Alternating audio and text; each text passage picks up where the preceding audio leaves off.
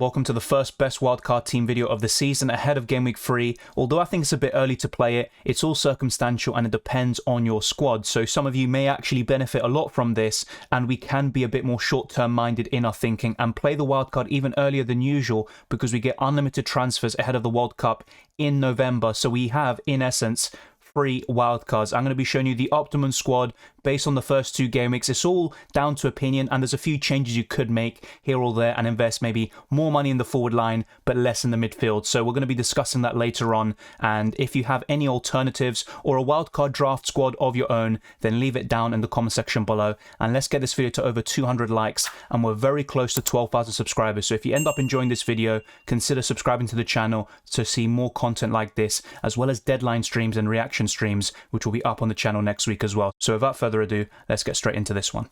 You can check out my team selection video, which will be out soon on the channel, and you will see my updated rank and also how I did in the end after the Liverpool versus Crystal Palace game. But in goal, I would go for something like this with Ward as your 4 million goalkeeper. He's the only one at that price that's getting starts. If he were to get injured, then you also have Ivinson from Leicester City, but really he's the only one you want to go to. You could go for two rotating goalkeepers, but I prefer going for something like this and try to minimize the amount you spend in this position. However, you also have to say with the prices this year for the goalkeepers, you could easily get someone like Alisson or Edison, or even these 5 million goalkeepers like Mendy, Ramsdale and Nick Pope, who I think, I'd pretty much just listed the top 5 goalkeepers in the game in my opinion. But I would probably go for someone like Robert Sanchez because it gives you more money to invest in every single other position, because as much as Ramsdale will probably be better in isolation, and the same goes for the other options I mentioned around 5 to 5.5 million, you could also do so much more with that extra $500,000 or 1 million overall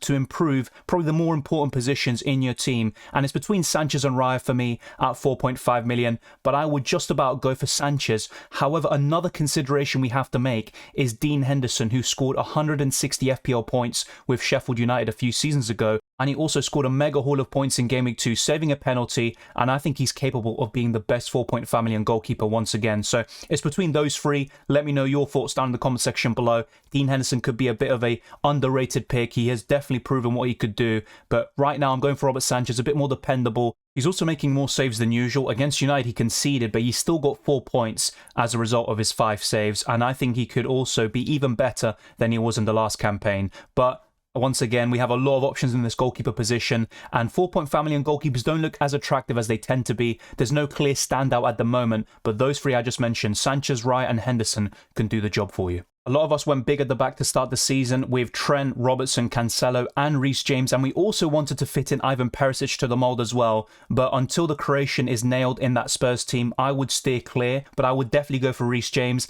I'm not really a big fan of double Chelsea defence, but Reece James has actually the most goal contributions of any defender since last season, and he also has looked very impressive in this campaign so far with 2 returns in 2 matches, and they were very hard done by against Spurs as well. Otherwise, it could have been a mega haul for Reece James. I've gone for Zinchenko in there as the 5 million defender, but you could easily go to someone like Trippier instead. And you've also got a few other options like Cucurella, and you could double up on Chelsea defence that way. But I would rather go for something like this, cover Arsenal defence, which is still a bit suspect, but Zinchenko has a bit of attacking threat, and you can also get bonus points because of how good on the ball he is.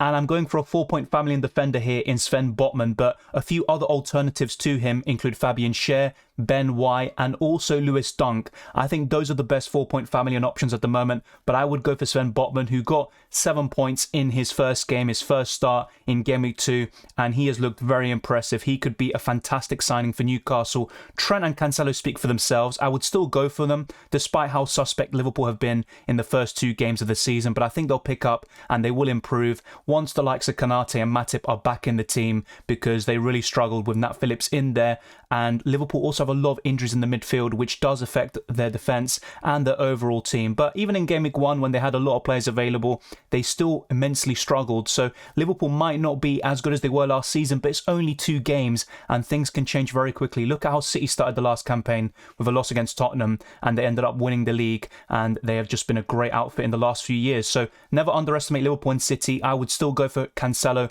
and Trent Alexander-Arnold. A lot of people look at Cancelo and say, why do you go for him? You can just go for Diaz at 1 million cheaper. And is Cancelo going to get attacking returns? Well, look what he did against Bournemouth. He got 11 assists last season. He is very underrated by some, and I'm not sure exactly why that is, but he continues to get points. And actually, Cancelo could be the highest scoring defender this year, even over Trent Alexander-Arnold and Andy Robertson. But this is a very solid back line. You still invest a lot of money in there, but you also don't invest too much, in my opinion, and you've got a good structure, and that enables you to have an even better midfield.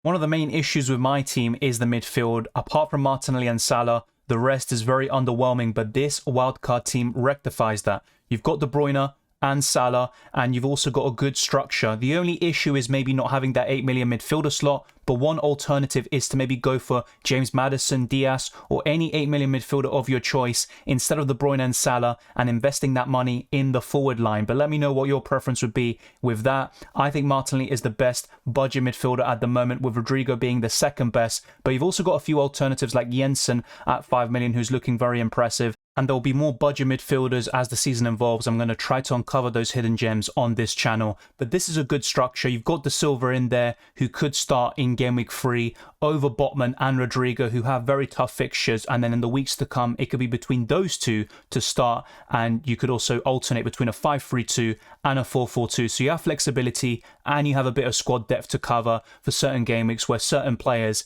don't have the fixtures. But football isn't played on paper, and is sometimes about form over fixtures, or a combination of both rather than one over the other. But let me know what you think of this team and what you would change in every single position. And finally, we have the forward line. Gabriel Jesus is, of course, in there after his 19-point haul against Leicester. And he did look good against Crystal Palace, despite some maybe underwhelming underlying numbers. And you've also got Archer in there as that 4.5 million forward. He's going to be sitting third on your bench all the time. You could also go for Greenwood if you want someone who's a bit more likely to get minutes. And you've also got Ivan Toney in there, who's looking like the best around 7 million in the forward position. You don't have any Haalands or Nunez's or Harry Kanes, unfortunately. But then you've also got De Bruyne and Salah, and a very balanced squad overall. You can't have everyone. You have to prioritize and decide which players you want and in which positions you really want to prioritize. And you still have a fairly good attacking line. It's not going to be the best you're going to see, but it also looks fairly decent in my opinion. And you could also consider captaining Gabriel Jesus this week